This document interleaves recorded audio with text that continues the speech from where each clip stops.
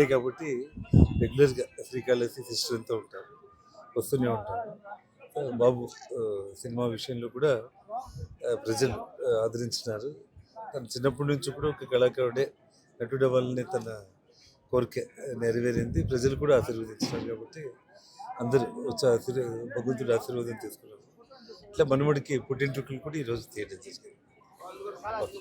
చాలా బాగా జరిగింది సార్. ఈ సినిమా మొదలయ్యేటప్పుడే నేను మొక్కున్నాను, అద్భుతంగా సినిమా జరిగితే ఖచ్చితంగా వచ్చి దేవుడు ఆశీర్వాదం తీసుకుంటానని చెప్పేసి. అదేవిధంగా అద్భుతంగా జరిగిన సినిమా చాలా ప్రేమించారు ప్రేక్షకులు, దేవుడు. అదే కారణంగా ఈరోజు వచ్చేసి దేవుడు ఆశీర్వాదం తీసుకుంటూ ఉంటే చాలా సంతోషంగా ఉంది. కుటుంబ సమేతంగా ఈరోజు వచ్చి ఆశీర్వాదం జరిగింది. దేవుడు ఖచ్చితంగా చల్లగా చూస్తాడని చెప్పేసి నమ్ముతున్నాను. ఇంకొక 2 వారాల్లోనే నా నెక్స్ట్ సినిమా ఏదని చెప్పేసి ప్రకటించబోతున్నాను. ప్రేక్షకుల ఆదరణ, అభిమానము, వాళ్ళ ప్రేమ అలాగే కొనసాగాలని కోరుకుంటున్నాను.